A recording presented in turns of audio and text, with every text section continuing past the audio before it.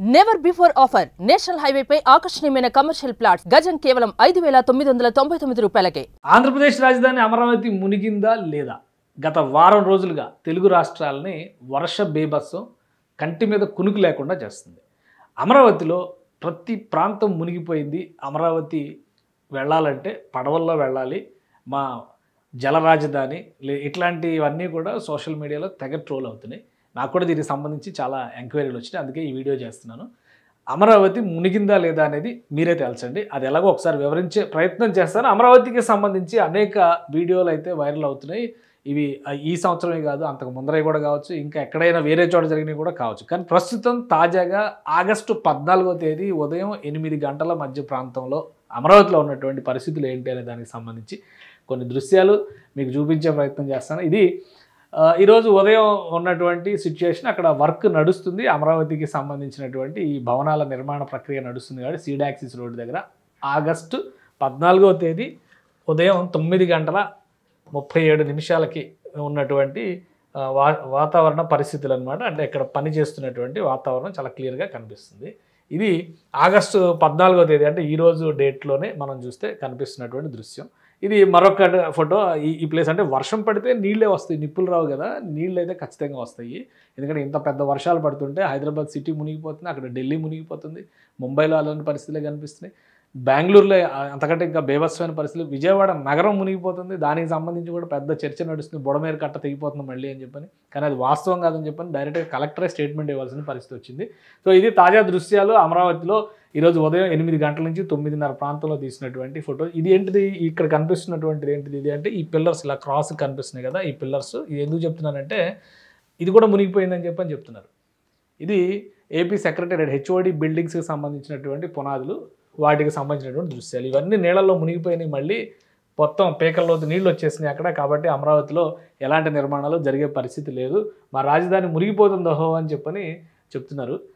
ఇది అక్కడ తాజా దృశ్యం. మళ్ళీ సెక్రటేరియట్ నిర్మాణం అంటే అసెంబ్లీ నిర్మాణానికి సంబంధించి తీసుకున్నటువంటి ల్యాండ్ ఆ ఏరియాలో ప్రస్తుత స్థితి ఇది. వర్షం పడ్డ తర్వాత ఈరోజు ఉదయం ఇందులో కూడా టైం కోడ్ రికార్డ్ అయింది. గ్రీనిచ్ మీన్ టైం 5, ఇది వేరే టైం మార్చడానికి కూడా అవకాశం లేదు కాబట్టి 8:42కి తీసినటువంటి దృశ్యాలు ఇవి. అమరావతిలో ఉన్నటువంటి తాజా దృశ్యాలు. ఇది జడ్జెస్ బిల్డింగ్స్కి సంబంధించినటువంటి క్వార్టర్స్ నిర్మాణాలు జరుగుతున్నాయి కదా, అక్కడ ఉన్నటువంటి తాజా దృశ్యాలు. వర్కర్స్ వెళ్ళి పని చేసుకుంటున్నారు, మెటీరియల్ వస్తుంది, ఇక్కడ ఇటుకరాళ్ళు తీసుకెళ్తున్నారు, ఈ పనులు నడుస్తూ ఉన్నాయి అనమాట. సో ఇవి కొన్ని రిలీజ్ అయినటువంటి, ఇవన్నీ మీడియం అంటే న్యూట్రల్ ప్లాట్ఫామ్స్లో వచ్చినటువంటి దృశ్యాలు. ఇది తెలుగుదేశం పార్టీ ఆఫీస్ వాళ్ళు కూడా కొన్ని రిలీజ్ చేశారు. ఈ సీడాక్సిస్ రోడ్డు దృశ్యం, ఇవన్నీ కూడా లేటెస్ట్ ఫోటోలే, ఇవాల్టి ఫోటోలే. లేటెస్ట్ అంటే మళ్ళీ ఏదో నిన్నటి మొన్నటి అనుకునే ప్రమాదం ఉంటుంది కాబట్టి ఇవన్నీ ఇవాల్టి ఫోటోలే. టైం కోడ్తో సహా కొన్ని షేర్ చేశారు. ఇక్కడ ఈ పనులు జరుగుతున్నటువంటి దృశ్యాలు, వీటికి సంబంధించినటువంటి ఫొటోసు. ఇవి కూడా విల్లా ప్రాజెక్ట్స్ అంటే బంగ్లాలు కడుతున్నారు కదా, వాటికి సంబంధించినటువంటి ప్రాజెక్టుల దగ్గర దృశ్యాలు. దీనికి సంబంధించి ఇవి జడ్జెస్ బంగ్లాలకు సంబంధించినటువంటి దృశ్యాలు ఉన్నాయి, వాటికి సంబంధించిన ఫోటోలు. సో ఇది మొత్తం మీద అమరావతిలో ప్రస్తుతం ఉన్నటువంటి తాజా పరిస్థితి. వర్షం పడుతుంది, అమరావతిలో మునిగిపోయేంత వర్షం పడడం లేదు. పడ్డ వర్షం మరి ఎక్కడికి వెళ్తుంది, ఇక్కడ మనకు ఆ డౌట్ వస్తుంది. ఎందుకంటే ఈ ఫోటోలు కూడా మనల్ని చీట్ చేస్తున్నాయేమో అనేటువంటి అనుమానం ఉంటుంది కాబట్టి బ్యాలెన్స్గా దాన్ని ఎక్స్ప్లెయిన్ చేసేటువంటి ప్రయత్నం చేస్తాను. ఇవి మీరు చూస్తున్నారు కదా, ఇవన్నీ కూడా హెచ్ఓడి టవర్స్కి సంబంధించినటువంటి బిల్డింగ్స్. ఇక్కడ ఏమీ నేట మునిగిపోయినటువంటి పరిస్థితి ఏమీ లేదు. కానీ గొయ్యి తవ్వి పునాదులు తవ్వి మీరు అక్కడ వేస్తున్నప్పుడు వర్షం పడితే ఆటోమేటిక్గా నీరు నిలిచేటువంటి అవకాశం ఉంటుంది. కానీ అమరావతిలో పడ్డటువంటి వర్షపు నీరు మాత్రం ఇక్కడ పనులు జరుగుతున్నాయి, ఎక్కడా కూడా నీరు నిలిచిన పరిస్థితి లేదు. దానికి 2 కారణాలు ఉన్నాయి, అవి మీకు వివరించేటువంటి ప్రయత్నం చేస్తాం. ఇవి తాజా దృశ్యాలు. ఈ దృశ్యం చూస్తే మీకు అర్థం అవుతుంది. ఆల్మోస్ట్ ఒక 3 నిమిషాల వీడియో క్లిప్ ఉంది ఇందులో. మీకు రోడ్ల పరిస్థితి ఇది, ఇక్కడ కూడా వర్షాలు పడినాయి కదా, ఇగో ఇది అమరావతిలో పడవలు నడిపే ప్లేస్ అని చెప్పని రోడ్డు పక్కన అదే చూపించాలి మనం. ఇంకా సో వర్షపు నీరు అక్కడక్కడ నిలవడం అనేది సహజం. మొత్తం ఏదో అమరావతిలో నీళ్ళు ఇట్లా పడగానే అలా జారుకుంటూ కిందికి వెళ్ళిపోయి కృష్ణానదిలోకి వెళ్తుంది లేదా ఇంకో చోటకి వెళ్తుందని ఎవరు చెప్పట్లేదు. పనులు జరుగుతున్నాయి కాబట్టి కొన్ని చోట్ల వాటర్ స్టాగ్నేట్ అవ్వడం కామన్. కానీ అమరావతి పూర్తిగా మునిగిపోయిందని కొన్ని తప్పుడు ప్రచార దృశ్యాలు జరుగుతూ ఉన్నాయి. అవి ఎట్టి పరిస్థితుల్లో అంగీకరించేట్టుగా కనిపించట్లేదు. ఇవన్నీ కూడా తాజాగా ఇవాళ రిలీజ్ చేసినటువంటి వీడియోలు, ఇవాళ జరుగుతున్నటువంటి పనికి సంబంధించినటువంటి దృశ్యాలు. అక్కడక్కడ నేను ఇంకా క్లియర్గా చెప్పాలంటే నిన్న బసవతారకం క్యాన్సర్ ఆసుపత్రికి సంబంధించి భూమి పూజ జరిగింది. అప్పటికే ఈ ప్రచారం మొదలైంది, అమరావతి మళ్ళీ మునిగిపోయిందా హో అని చెప్పినటువంటి ప్రచారం. కానీ అక్కడ మంత్రులు వెళ్ళారు, బాలకృష్ణ గారు వెళ్ళారు, అనేక మంది వెళ్ళి సందర్శించారు, భూమి పూజ సక్రమంగా జరిగింది, ఒక చినుకు వర్షం పడుతున్నటువంటి పరిస్థితి లేదు ఆ సమయంలో. ఎందుకంటే ఆయన పెట్టిన ముహూర్తం 10:18 ఉదయం. ఆ సమయంలో అక్కడ ఎలాంటి పరిస్థితులు లేవు. సో అమరావతిలో కోర్ క్యాపిటల్ ఏరియాలో ఉన్నటువంటి తాజా దృశ్యాలు ఇవన్నీ కూడా, ఈ దృశ్యాలు చూస్తే అర్థమవుతుంది. ఇది కూడా 10:40కి అంటే ఇప్పుడు అవుతున్నటువంటి సమయంతో మనం చూస్తే అనమాట దాదాపు ఒక 2 గంటల ముందర తీసినటువంటి దృశ్యాలు ఇవి. ఇవి కూడా ఇక్కడ కనిపిస్తున్నాయి కదా, టవర్స్ అన్ని గవర్నమెంట్ కాంప్లెక్స్లు కడుతున్నారు కదా, ఐఏఎస్ ఐపీఎస్ ఆఫీసర్స్ సంబంధించినటువంటి బిల్డింగ్, దానికి ఆపోజిట్లోనే ఇవన్నీ కూడా సెక్రటరీ మన స్టాఫ్ కోసం కడుతున్నారు, అంటే బంగ్లాలు కడుతున్నారు కదా, సెక్రటరీస్ కోసం వాళ్ళ కోసం కడుతున్నటువంటి బంగ్లాలు, వర్కర్స్కి వేసినటువంటి షెడ్లు పరిస్థితి అది. ఇది తాజా దృశ్యాలు.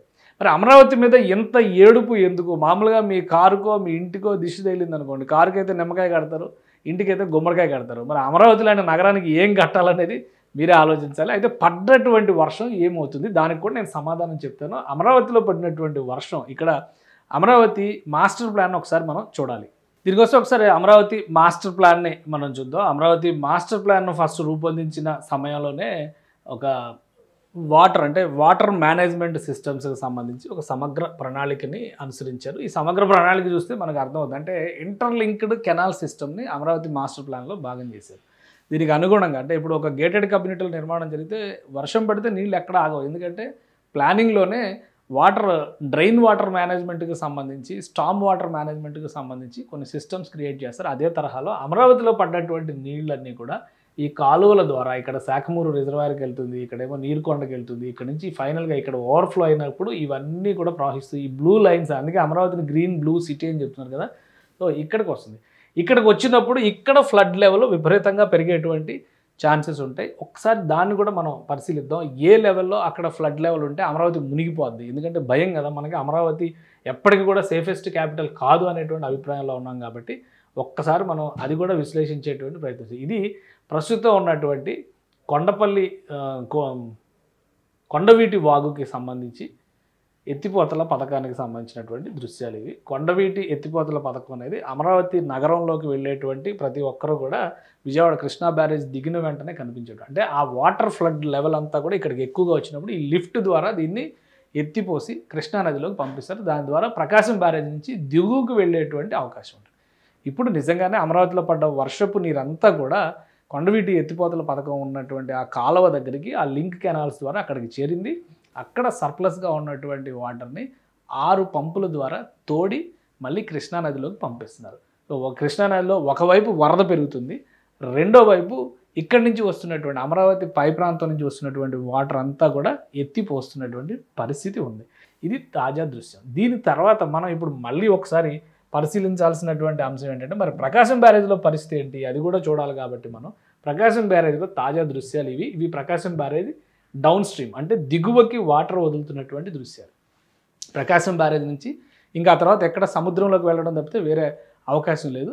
దిగువకి వాటర్ విడుదల చేసిన, అంటే ఆ లెవెల్లో దిగువన కనిపిస్తుంది. అంటే ఇది అప్పర్ స్ట్రీమ్. ఇందాక చూసింది మనం దిగువ వాటర్ వెళ్తున్నటువంటి స్ట్రీము, ఇది ఎగువన వాటర్ వస్తున్నటువంటి స్ట్రీమ్. అంటే దాదాపు 5 లక్షల క్యూసెక్ల వాటర్ ఇక్కడ కృష్ణానదిలోకి వస్తున్నట్టుగా సమాచారం. అధికారులు చెప్తున్నటువంటి అధికారిక లెక్కలు ఇవి. 5 లక్షల క్యూసెక్ల నీరు వస్తే ఆ నీరు మొత్తాన్ని దిగువకి సముద్రంలోకి వదులుతున్నారు. దీంతోపాటు కొండవీటి ఎత్తిపోతల పథకం నుంచి వస్తున్నటువంటి నీరు కూడా ఆ అప్పర్ స్ట్రీమ్లోనే కలుస్తుంది. కాబట్టి విజయవాడలో కృష్ణానది ఉగ్ర రూపంలో ప్రవహిస్తుంది అన్నటువంటి మాట వాస్తవం. ఇటు నేషనల్ హైవే, హైదరాబాద్ నుంచి వెళ్ళేటువంటి నేషనల్ హైవే పైన చాలా చోట్ల నీట మునగడం, అక్కడి నుంచి వచ్చినటువంటి వాటర్ సోర్స్ మొత్తం కూడా కృష్ణానదికి ఎగువన ఈ వాటర్లోనే, అంటే ఇక్కడ ప్రవహిస్తూ ఉంది. కృష్ణానది ఎగువన వస్తున్నటువంటి దృశ్యం. అలానే అటువైపు అంటే NH45కి సంబంధించి మంగళగిరిలో వర్షం నీటితో కాజా టోల్గేట్ మునిగిందన్నారు కదా. సో అక్కడ లోతట్టు ప్రాంతాలు ఉన్నాయి. లోతట్టు ప్రాంతాలు డెఫినెట్గా ప్రతి ఊళ్ళోనూ ఉంటాయి, ప్రతి నగరంలోనూ ఉంటాయి, ప్రతి దేశంలోనూ ఉంటాయి. సో అలాంటి లోతట్టు ప్రాంతాల నుంచి వస్తున్నటువంటి వర్షపు నీటిని కూడా డ్రైన్ సిస్టమ్స్ ద్వారా తరలించి, అంటే చిన్న చిన్న పంట కాలువల ద్వారా తరలించి మళ్ళీ కృష్ణానదికి లింక్ చేస్తారు. 5 లక్షల క్యూసెక్ల నీరు 5 రోజులుగా ఎడతెరిపి లేకుండా కురుస్తున్నటువంటి వర్షపాతం, భారీగా వర్షం పడుతోంది అనేటువంటి సంకేతాలు చాలా స్పష్టంగా వాతావరణ శాఖ ఇస్తున్నటువంటి నేపథ్యంలో ఖచ్చితంగా అమరావతిలో కూడా వర్షం పడుతుంది. వర్షం పడితే నీళ్ళు వస్తే నేల తడిగానే ఉంటుంది, మునిగిపోయేటువంటి అవకాశం ప్రస్తుతానికి అమరావతిలో పెట్టినటువంటి ఈ కెనాల్ వాటర్ సిస్టమ్ వలన కనిపించడం లేదు. దీన్ని అందరూ కూడా అంగీకరిస్తారు, ఎందుకంటే దీనికి 2 ఉదాహరణలు. దీన్ని బ్యాలెన్సింగ్ అంటే ఆ వాటర్ బ్యాలెన్సింగ్ యాక్ట్లో భాగంగానే కొండవీటి వాగు ఎత్తిపోతల పథకాన్ని ముందుగానే ఆధునీకరించారు 2018లోనే. ఇప్పుడు తాజాగా కెనాల్ సిస్టమ్స్ని స్ట్రెంథన్ చేస్తూ వస్తున్నాం. కాబట్టి అమరావతిలో పడ్డ నీరు మొత్తం కూడా ఈ కాలువల ద్వారా కొండవీటి వాగు ఎత్తిపోతల పథకం దగ్గరికి చేరుతుంది. కాబట్టి అమరావతిలో ఉన్నటువంటి ప్రధానమైన ప్రాంతాలు ఏవి కూడా నీట మునగలేదు. అక్కడక్కడ చిన్న చిన్న ప్రాంతాల్లో ఉంటే కనుక అక్కడ నీరు స్టాగ్నేట్ అయి మాత్రమే ఉంది. నీటి మునిగిపోయినటువంటి పునాదులు కానీ నీట మునిగిపోయి పని చేయలేనటువంటి స్థితిగతులు కానీ అమరావతిలో లేవు. ఇందాక నేను చెప్పినట్టుగా వాహనానికైతే కారుకైతే నిమ్మకాయ కట్టగలం, ఇంటి గుమ్మానికైతే గుమ్మడికాయ కట్టగలం. అమరావతికి దిష్టి తీయాలంటే ఏం కట్టాలో ప్రజలే ఆలోచించాలి. ఆలోచించి వీలైతే కామెంట్ చేయండి.